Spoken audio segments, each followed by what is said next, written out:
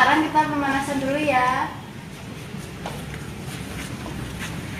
Nah, sekarang kita keliling lapangan kalian. Iya, Bu.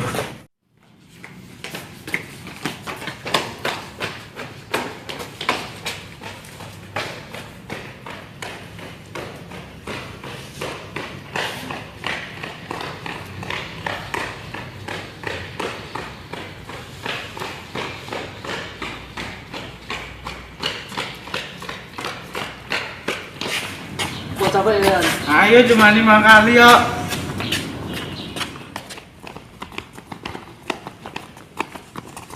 Weh, Trian, Danung. Ram.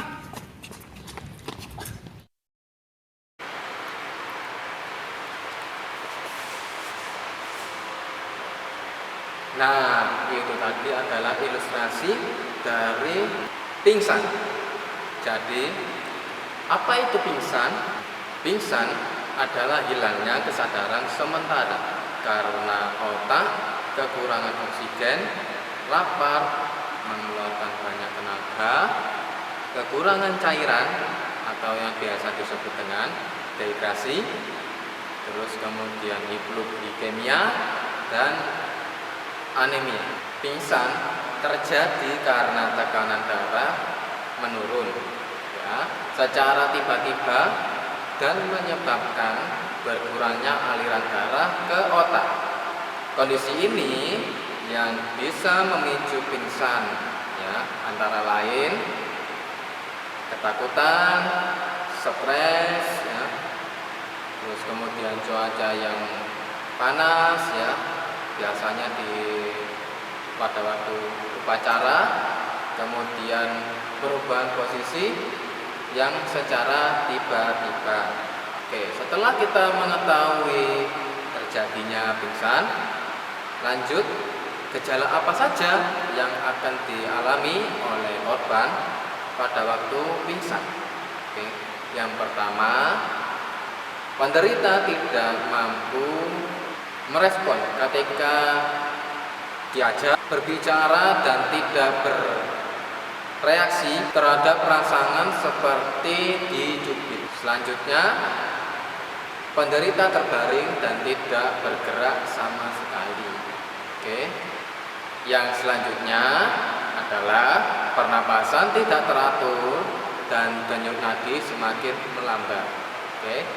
Dan yang terakhir adalah pandangan berkunang-kunang, telinga sering berdenging atau telinga berdenging, muka pucat, kemudian biji mata melebar, badan terasa lemas, keringat dingin, dan menguap secara berlebihan. Alat yang dibutuhkan sebelum kita menangani orang yang sedang pingsan ya, yang pertama adalah menyiapkan bau-bauan yang menyengat ya. Contoh semisal kita memakai dengan minyak kayu putih, bisa dengan minyak tawon atau minyak yang berbau yang menyengat, itu bisa. Namun kita harus memilih bau-bauan tersebut ya, secara etis yang bisa dilakukan dan layak untuk dikasihkan atau diberikan kepada orang yang terkena pingsan ya. Jadi tidak sembarangan bau-bauan yang menyengat kita kasihkan kepada orang yang terkena pingsan. Kemudian yang kedua adalah air minum ya, digunakan untuk ketika pasien korban telah sadar. Nah, ketika korban telah sadar, jadi itu alat yang dibutuhkan untuk praktek pada P3 pingsan hari. Oke, setelah kita mengetahui pengertian, ilustrasi, penyebab dan gejala, dan yang terakhir adalah alat yang dibutuhkan. Oke, selanjutnya kita lanjut untuk sesi penanganan kepada orang yang terkena hal-hal yang seperti ini. Oke, simak video berikut ini. Yang pertama, tempatkan korban pada tempat yang aman, kondusif, dan tidak terkena terik matahari. Mintalah tolong kepada teman atau guru untuk membantu mengangkat korban untuk dibawa ke tempat yang lebih aman dan nyaman. Jika korban mengalami muka kemerahan, tinggikan kepala korban sebisa mungkin di atas rata-rata jantung. Tetapi, jika korban mengalami muka pucat, cukup untuk dikasih bantalan yang nyaman saja. Miringkan kepala korban digunakan untuk ketika korban sudah sadar. Korban akan mengalami rasa mual, muntah, ataupun batuk-batuk. Agar korban tidak tersedak nantinya, maka miringkan kepala korban bisa ke kanan maupun ke kiri. Kendurkan pakaian dari korban atau benda-benda yang sekiranya mengganggu pergerakan dari korban. Dan jangan lupa untuk mengecek pernapasan dari korban, denyut nadi dari korban apakah masih terjaga atau tidak.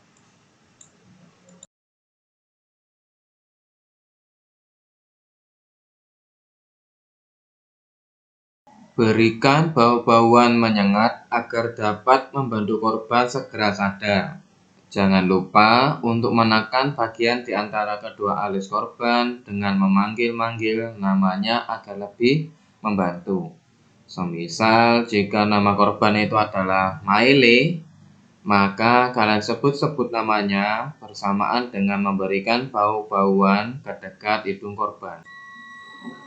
Jika korban sudah siuman, segera dudukkan korban dengan kaki lurus. Ketika sudah kondusif, berikan minum pada korban agar lebih tenang.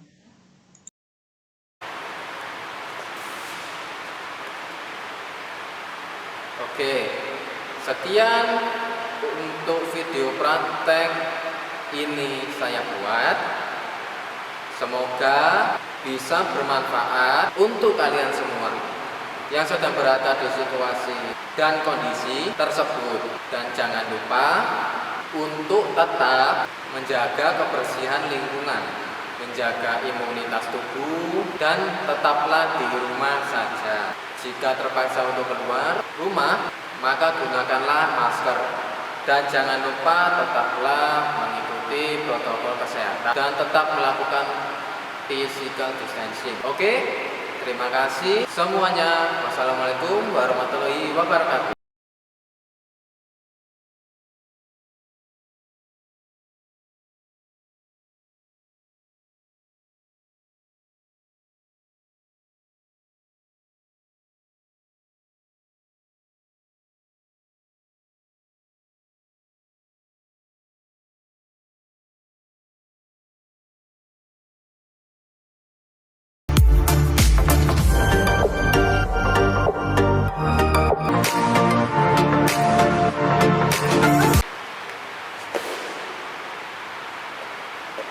Oke, itu tadi adalah ilustrasi terjadinya kram kaki.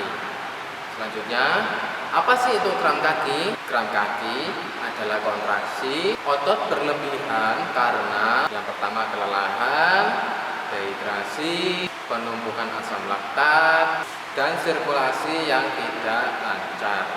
Kram kaki ini terjadi karena kurangnya asupan cairan pada tubuh atau biasa disebut dengan dehidrasi. Jadi kalian jangan sampai kekurangan cairan di dalam tubuh kalian. Kemudian kurang tidur atau kelelahan akibat sering tidur larut malam. Dan yang terakhir adalah terlalu banyak minum minuman yang berkafein.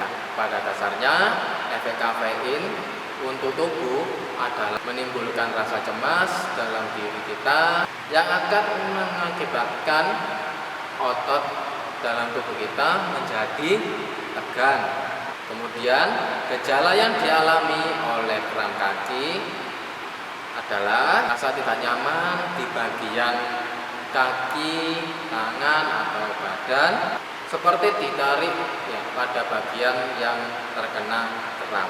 Yang kedua, otot menjadi mengeras atau menegang pada bagian kaki atau bagian tangan dan lain sebagainya.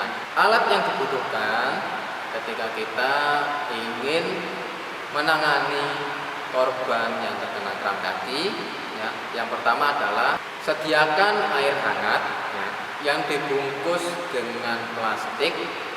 Jika tidak ingin ribet, gunakanlah hot in cream ya, hot in cream sejenis balsem. Kemudian yang pasti adalah air minum ya. Jika korban terkena kram kaki, maka hal yang harus kita lakukan adalah memberikan air minum kepada orang yang terkena kram kaki. Kembali lagi, pada dasarnya kram kaki timbul karena kekurangan cairan dalam tubuh atau dehidrasi.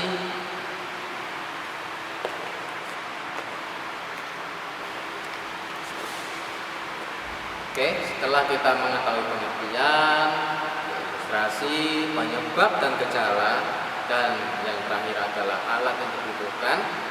Oke, selanjutnya kita lanjut untuk sesi penanganan kepada orang yang terkena hal-hal yang seperti ini. Tenangkan korban agar tidak takut dan tetap tenang. Pada dasarnya, kram kaki juga diakibatkan karena sistem pernapasan yang kurang teratur. Tempatkan korban ke tempat yang lebih aman dan nyaman. Lepaskan alas kaki atau benda-benda yang mengganggu pergerakan korban.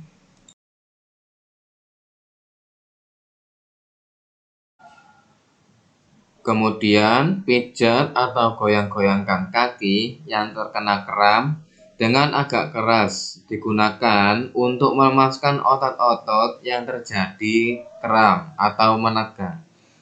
Jangan lupa untuk tetap mengingatkan kepada korban untuk mengatur pernapasan agar oksigen yang masuk ke dalam tubuh bisa maksimal.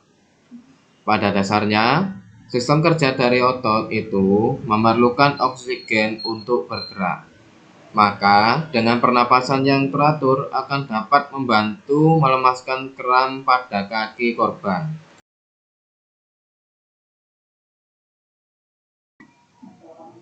Jika sudah melemas, jangan terburu-buru untuk langsung memerintah korban untuk bergerak. Jika hal itu dilakukan, maka kramnya akan berkontraksi kembali. Maka dari itu, kompres dengan air hangat atau jika mempunyai hot in cream, gunakanlah hot in cream. Yaitu cara penggunaannya untuk air hangat. Cukup air tersebut dibungkus dengan plastik, kemudian dilapisi dengan handuk agar tidak langsung kontak dengan kulit. Jika menggunakan hot in cream, oleskanlah di tangan terlebih dahulu, kemudian oleskan kepada kaki yang terkena kram. Jangan langsung dituangkan kepada kaki korban karena hal tersebut tidak etis untuk dilakukan pada korban yang terkena kram kaki.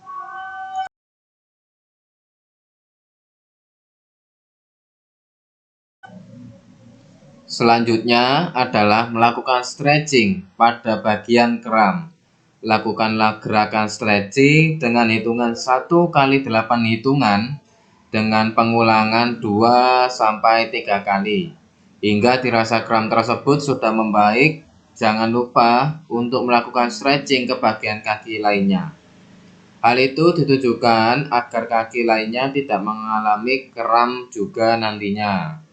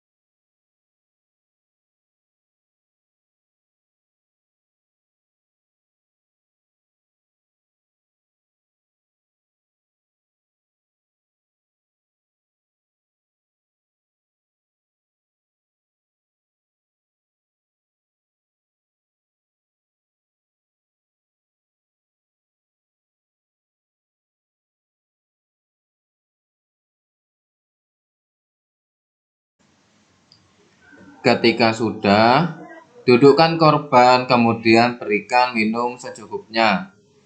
Pada dasarnya, kram kaki juga diakibatkan karena kurangnya cairan di dalam tubuh atau biasa disebut dengan dehidrasi. Oke, sekian untuk video praktek ini saya buat.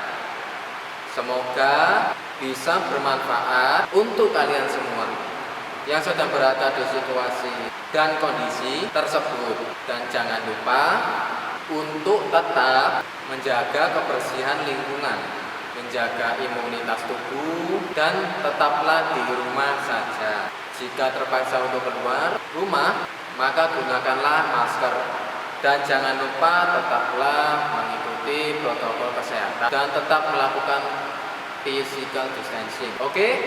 Terima kasih semuanya. Wassalamualaikum warahmatullahi wabarakatuh.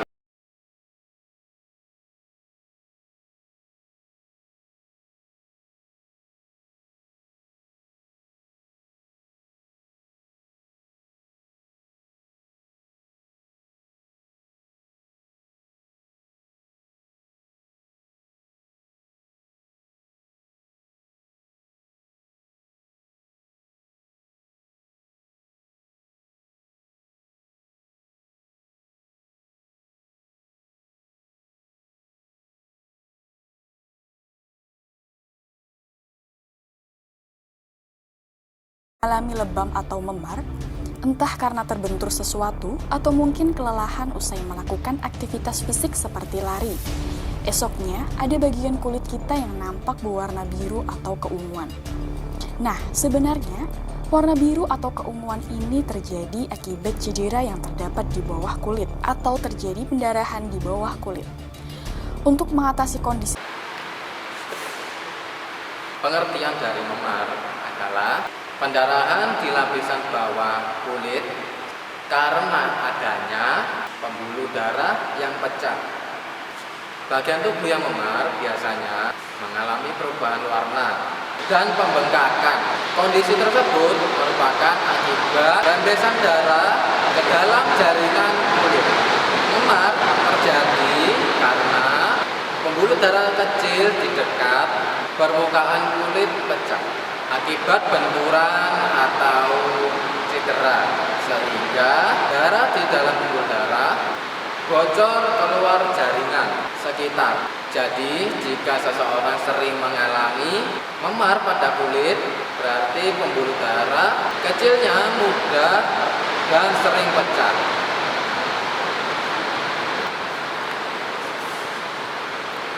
Gejala yang dialami oleh penderita memar, yang pertama, bagian tubuh yang memar terasa sakit, terutama saat dipegang.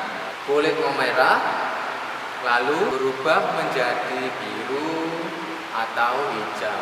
Yang ketiga, timbul bengkak atau benjolan pada bagian tubuh yang memar. Alat yang dibutuhkan ketika kita ingin menangani korban yang terkena memar yaitu adalah es batu yang secukupnya atau air dingin yang dibungkus dengan plastik, ya, kantong plastik yang digunakan untuk es itu bisa digunakan, atau kalau tidak mau ribet bisa menggunakan dengan jet spray atau yang namanya adalah ethyl chloride. Jet spray dan ethyl chloride itu bisa digunakan untuk orang yang terkena memar, digunakan untuk memblok agar bengkak tidak semakin melebar ke pembuluh darah. Juga dengan es batu digunakan untuk memblok memar tersebut agar tidak bengkak atau menyebar ke seluruh pembuluh darah yang di sekitar. Kemudian handuk atau sejenisnya digunakan untuk melapisi es atau air dingin tersebut agar tidak langsung terkena oleh kulit. Kemudian ada plastik wrap atau sejenisnya. Plastik wrap bisa kalian dapatkan pada toko-toko makanan, peralatan makanan, karena plastik wrap itu adalah bagian dari alat untuk membungkus makanan.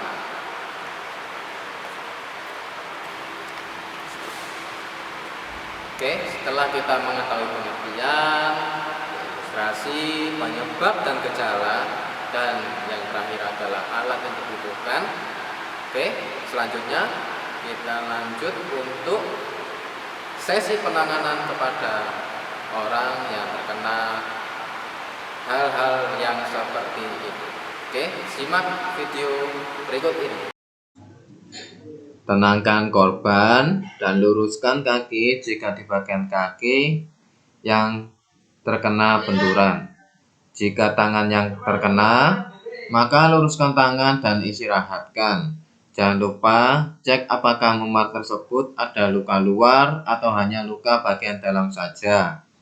Jika terdapat luka luar, maka berikan betadine nantinya jika setelah dilakukan kompres dengan air dingin atau es batu. Untuk prinsip penanganan pada memar adalah menggunakan prinsip RICE, yaitu R adalah rest atau istirahat, I adalah ice ya, kompres dengan es, kemudian kompres atau penekanan, kemudian elevation atau ditinggikan setara dengan jantung. Rest atau istirahatkan bagian yang terkena benturan, memar, dan jangan lakukan gerakan yang berlebihan terlebih dahulu. Ice, kompres dengan es batu atau air dingin selama 10-15 menit digunakan untuk memblok agar memar tidak melebar ke bagian lainnya. Jika dikompres dilakukan melebihi 10-15 menit, maka terjadi fase yang namanya vasodilatasi. Fase ini terjadi pada tubuh ketika menerima rangsangan dingin melebihi 10-15 menit, maka rangsangan dari es batu tersebut akan berubah menjadi panas. Dan yang terjadi adalah proses memblok memar akan menjadi kurang maksimal. Jika menggunakan jet spray atau ethyl chloride, cukup semprotkan ke bagian yang terkena benturan, kemudian lanjut untuk proses selanjutnya. Kemudian yang C adalah kompresi ya, adalah proses penekanan pada bagian yang terkena memar dengan memberikan perban seadanya atau bisa dengan menggunakan plastik wrap jika benar-benar tidak ada perban. Yang terakhir adalah E,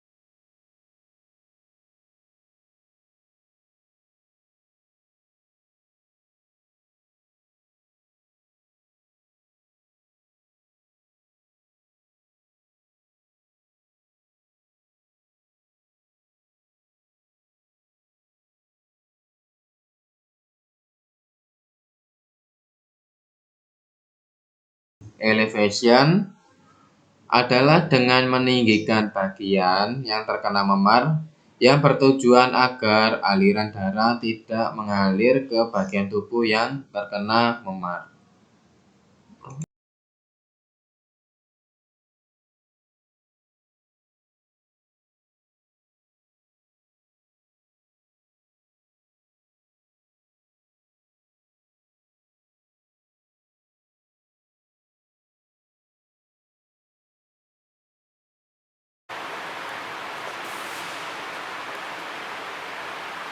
Oke, sekian untuk video praktek ini saya buat. Semoga bisa bermanfaat untuk kalian semua yang sedang berada di situasi dan kondisi tersebut. Dan jangan lupa untuk tetap menjaga kebersihan lingkungan, menjaga imunitas tubuh, dan tetaplah di rumah saja. Jika terpaksa untuk keluar rumah, maka gunakanlah masker. Dan jangan lupa tetaplah mengikuti protokol kesehatan dan tetap melakukan physical distancing. Oke? Terima kasih semuanya. Wassalamualaikum warahmatullahi wabarakatuh.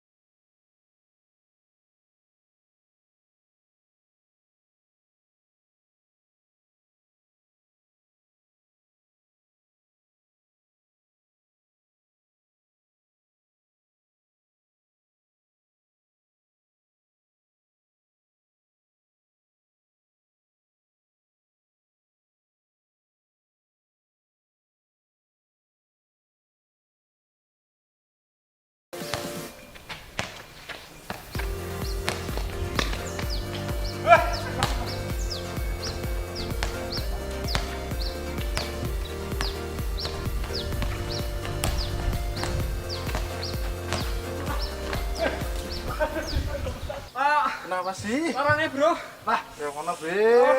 ini kecepit Ayo raleman lah. Ini yakin mana? Ah, membuni. Temenan ki sumpah ki. Buka Ah. sepatu. Tolong, buka sepatu. Mosok. Pengertian dari terkilir. Selanjutnya, terkilir adalah cedera berupa peregangan atau robekan pada otot, tendon, dan ligamen. Saya perlu jelaskan, ya, untuk otot adalah terdiri dari serabut-serabut otot yang menyerupai sautas tali. Ya, contoh tali tampar atau tali yang digunakan untuk tarik tambang itu adalah ilustrasi dari jaringan otot. Jika tendon itu adalah jaringan yang menghubungkan tulang dengan otot. Jika ligamen adalah jaringan yang menghubungkan antara tulang dengan tulang.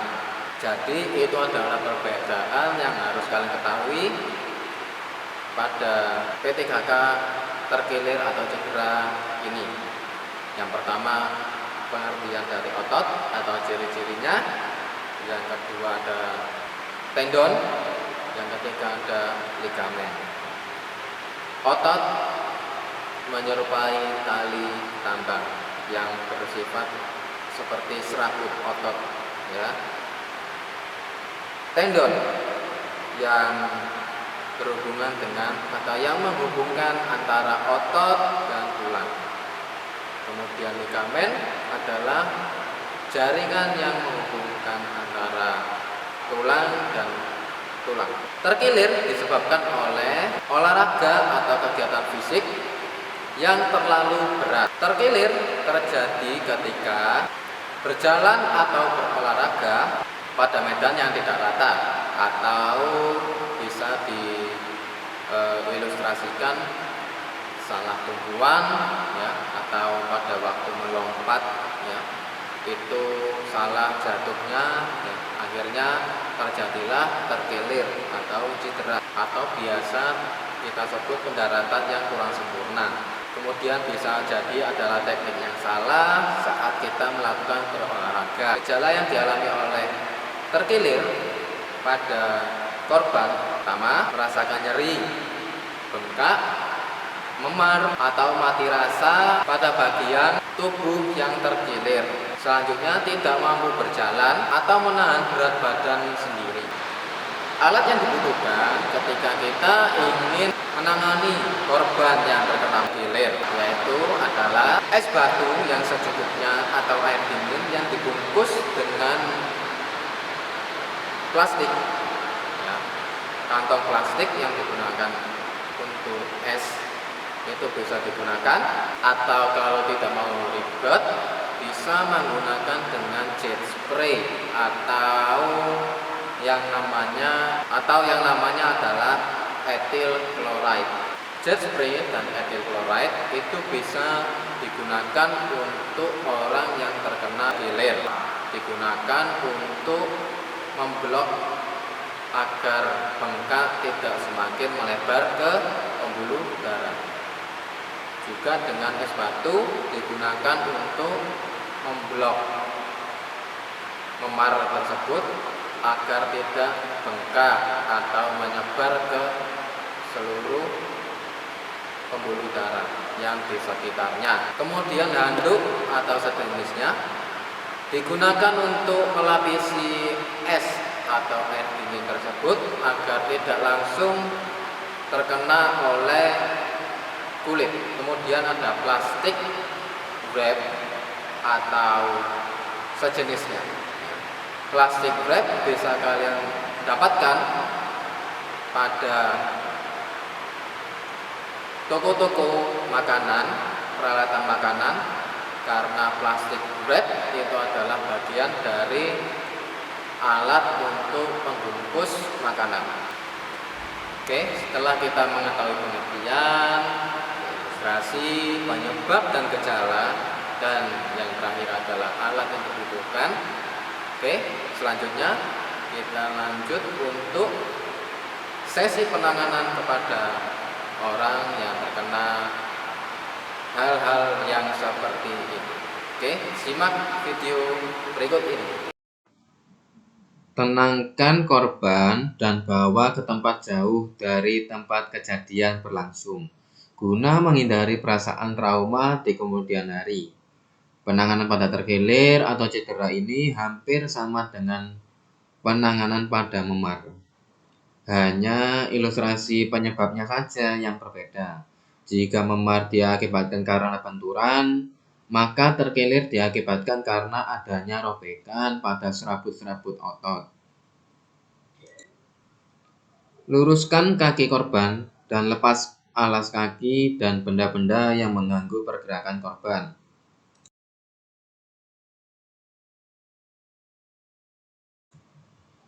Untuk prinsip penanganan dari terkilir ada dua, yaitu saat terjadinya cedera menggunakan prinsip RICE.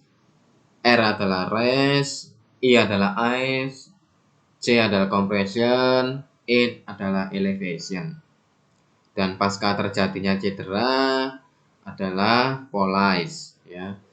P adalah protect, O dan L adalah optimal loading, I adalah ice, C adalah compression, E adalah elevation. Untuk kali ini saya hanya menunjukkan untuk penanganan pada saat terjadinya cedera. Karena fokus pembelajaran kita adalah pertolongan pertama pada kecelakaan dalam kategori terkilir atau cedera. Maka kita gunakan prinsip RICE. Rest atau istirahat, ya. Gerakannya adalah istirahatkan bagian yang terkena cedera atau terkilir dan jangan lakukan gerakan yang berlebihan terlebih dahulu. Kemudian untuk yang I atau ice adalah kompres dengan es batu atau air dingin selama 10-15 menit. Hal tersebut digunakan untuk memblok agar cedera tidak membengkak melebar ke bagian lainnya. Jika kompres dilakukan melebihi 10-15 menit, maka terjadi fase yang namanya adalah vasodilatasi. Fase ini terjadi pada tubuh ketika menerima rangsangan dingin melebihi 10-15 menit. Maka rangsangan dari es batu tersebut akan berubah menjadi panas. Dan yang terjadi adalah proses memblok bengkak yang terjadi pada cedera akan menjadi kurang maksimal. Jika menggunakan jet spray atau ethyl chloride, cukup semprotkan ke bagian yang terkena robekan pada otot Kemudian lanjut untuk proses selanjutnya.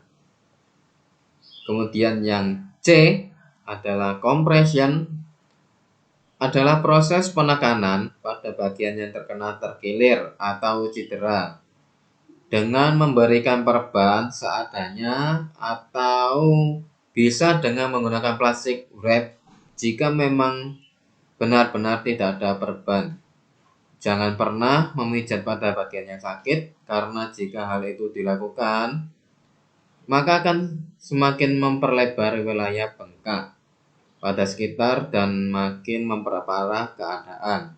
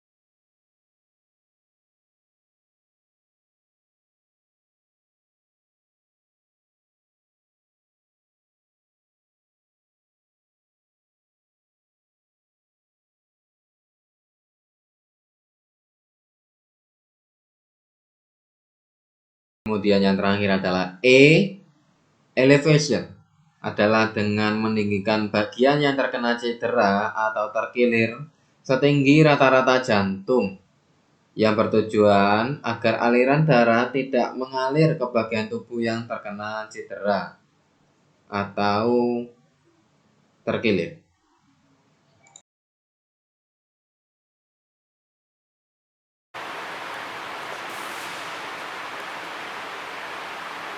Oke, sekian untuk video praktek ini saya buat. Semoga bisa bermanfaat untuk kalian semua yang sedang berada di situasi dan kondisi tersebut. Dan jangan lupa untuk tetap menjaga kebersihan lingkungan, menjaga imunitas tubuh, dan tetaplah di rumah saja. Jika terpaksa untuk keluar rumah, maka gunakanlah masker. Dan jangan lupa tetaplah mengikuti protokol kesehatan dan tetap melakukan physical distancing. Oke, terima kasih semuanya. Wassalamualaikum warahmatullahi wabarakatuh.